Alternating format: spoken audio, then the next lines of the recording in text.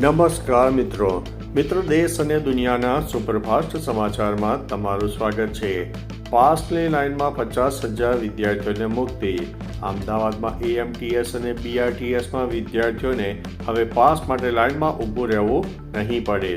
Ahmedabad municipal કોર્પોરેશને આઈ pass Ahmedabad application launch કરી છે। વિદ્યાર્થીઓએ એપમાં ફોર્મ ભરીને ઓનલાઈન ફી ભરવાની રહેશે। ફી ભર્યા બાદ પણ ડિજિટલ સ્વરૂપે મળી જશે, જે મોબાઈલમાં ડાઉનલોડ કરી શકાશે। જે વિદ્યાર્થીઓ ફિઝિકલ પાસ જોઈએ તે પ્રિન્ટ કાઢીને પણ રાખી શકશે। આ સુવિધાથી હજારો વિદ્યાર્થીઓને રાહત મળશે। અન્ય મહત્વના સમાચારની વાત કરીએ તો પોલીસ કોન્સ્ટેબલ લાંચ લેતા ઝડપાયા છે। સુરેન્દ્રનગરના ધાંગધ્રા સિટી પોલીસ સ્ટેશનના કોન્સ્ટેબલ મોગીલાલ પઢિયારને ACBએ 30,000 રૂપિયાની લાંચ લેતા રંગે હાથે ઝડપી પાડ્યા છે। PI રાઇટર તરીકે ફરજ બજાવતા પઢિયારે દુષ્કર્મ અને પોક્સો કેસમાં આરોપીને મદદ કરવા ફરિયાદી પાસે લાંચ માંગી હતી।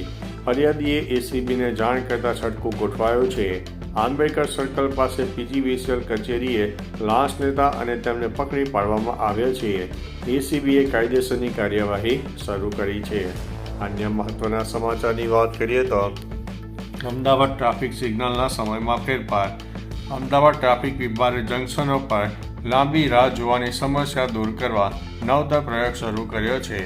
હવે 10 જંકશનો પર રિયલ ટાઈમ ડેટા આધારિત સિસ્ટમ કાર્યરત છે, જે વાહનોની સંખ્યાના આધારે રેડ અને ગ્રીન સિગ્નલનો સમય આપોઆપ બદલી નાખે છે। આનાથી વાહન ચાલકોએ અનાવશ્યક રાહ જોવી નહીં પડે અને શહેરમાં ટ્રાફિક સુચારુ અને પ્રવાહિત જોવા મળશે। અન્ય મહત્વના સમાચારની વાત કરીએ તો મ્યુઝિક વગાડવાના મુદ્દે યુવકની હત્યા। બાવળાના શ્યામ કોમ્પ્લેક્સમાં ઊંચા અવાજે મ્યુઝિક વગાડવાની નજીવી વાતથી લદાયેલી માથાકૂટમાં 36 વર્ષીય મકાન માલિક પ્રદીપસિંહ ચૌહાણની હત્યા થઈ છે। રાત્રે 10:15 ભાડુઆત સુરેશ નંદાના ઠક્કરે બીજા ભાડુઆત રવિન્દ્રની ઓડીમાં આવતા અવાજ પર ગુસ્સે થઈને ઓડી ખાલી કરવાનું દબાણ કર્યું। વચ્ચે પડેલા પ્રદીપસિંહને વાગ્યું હતું અને હત્યા થઈ ગઈ હતી, જેના પછી તેમને સારવાર માટે લઈ જવામાં આવ્યા હતા। અન્ય મહત્વના સમાચારની વાત કરીએ તો નકલી નોટો સાથે 3 શખ્સને ઝડપી પાડવામાં આવ્યા છે। અમદાવાદની સેટેલાઇટ પોલીસે વાહન ચેકિંગ દરમિયાન નકલી નંબર પ્લેટવાળી કાર ઝડપીને 3 આરોપીઓને ઝડપી પાડ્યા છે। કારમાંથી 500ની 166 નકલી નોટો જે 83,000ની કિંમતની છે, જે મળી આવી છે। આરોપીઓ ઓનલાઈન ઓર્ડર આપીને રાતે ડિલિવરી બોયને અસલી નોટો વચ્ચે નકલી નોટો પધરાવી દેતા હતા। નકલી CSG સર્ટિફિકેટ અને નંબર પ્લેટથી પોલીસને શંકા ગઈ હતી। ત્રણેય આરોપીઓની અટકાયત વધુ તપાસ કરી છે। અન્ય મહત્વના સમાચારની વાત કરીએ તો હુડાના વિરોધમાં એકતા પદયાત્રા। હિંમતનગર તથા આસપાસના 11 ગામોના ખેડૂતોએ હુડા રદ કરવાની માંગ સાથે 29 નવેમ્બરે મોતીપુરાની ટાવર ચોક સુધી વિશાળ પદયાત્રા કાઢી હતી। મહાત્મા ગાંધીની પ્રતિમાને પુષ્પાંજલિ અર્પણ કરીને શરૂ થયેલી પદયાત્રામાં હજારો ગ્રામજનો જોડાયા। બાબા સાહેબ આંબેડકર અને સરદાર પટેલની પ્રતિમાને પણ શ્રદ્ધાંજલિ અર્પણ કરાઈ હતી। સમાપન બાદ હુડા સંકલન સમિતિએ હુડા આંદોલન પાર્ટ 2ની પણ જાહેરાત કરી હતી। અન્ય મહત્વના સમાચારની વાત કરીએ તો ઇન્સ્યોરન્સ ક્લેમના નામે છેતરપિંડી। અમદાવાદના કાંકરિયામાં રહેતા વૃદ્ધ દેવીચંદ મહાત્માને ઇન્સ્યોરન્સ ક્લેમ અપાવવાના નામે 6 લાખથી વધુની છેતરપિંડી થઈ જવા પામી છે। 2021માં એક યુવતીએ HDFC લાઈફના IGMS એજન્ટ હોવાનું કહીને ફોન કર્યો અને વર્ષો પહેલાં બંધ થયેલી 20,000ની પોલિસીનો ક્લેમ અપાવવાની લાલચ આપી। અલગ બહાને વૃદ્ધ પાસેથી પૈસા લેવાયા।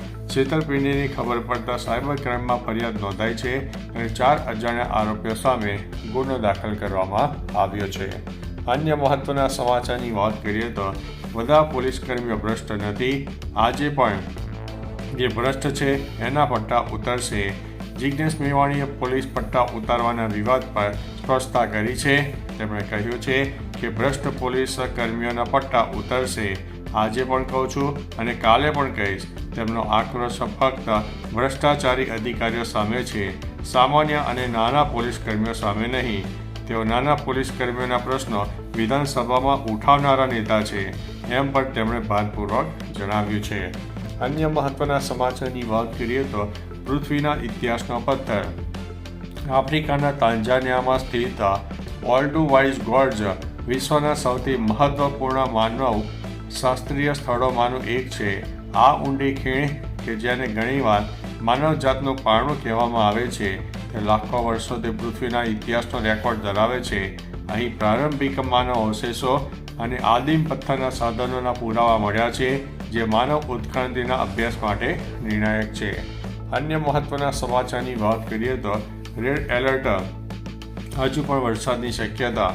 દીતવાહ વાવાઝોડું તામિલનાડુ, આંધ્રપ્રદેશ અને પોંડિચેરીના દરિયાકાંઠે ટકરાય તેવી શક્યતા છે, જેના કારણે હવામાન વિભાગે રેડ એલર્ટ આપ્યું છે. વાવાઝોડાને લીધે ભારે વરસાદ, તેજ પવનો, ઊંચા મોજા જોવા મળી શકે છે.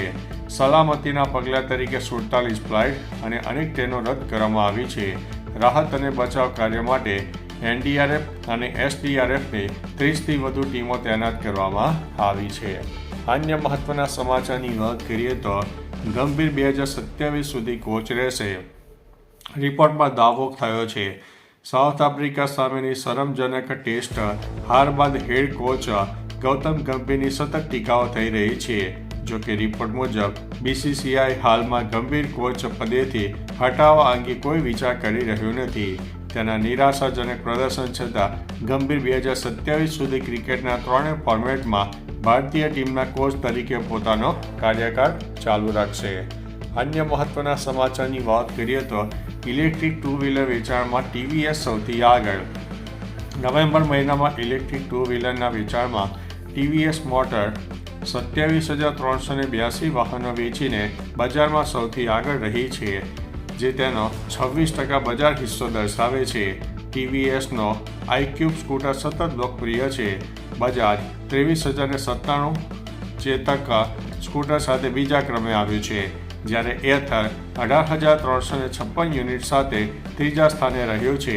હીરો અને ઓલા ઇલેક્ટ્રિક અનુક્રમે ચોથા અને પાંચમા ક્રમે આવ્યા છે. તો ચાલો મિત્રો, ફરીથી દેશ અને દુનિયાના સુપરફાસ્ટ સમાચાર લઈને મળતા રહીશું. ત્યાં સુધી અમને રજા આપશો. નમસ્તે.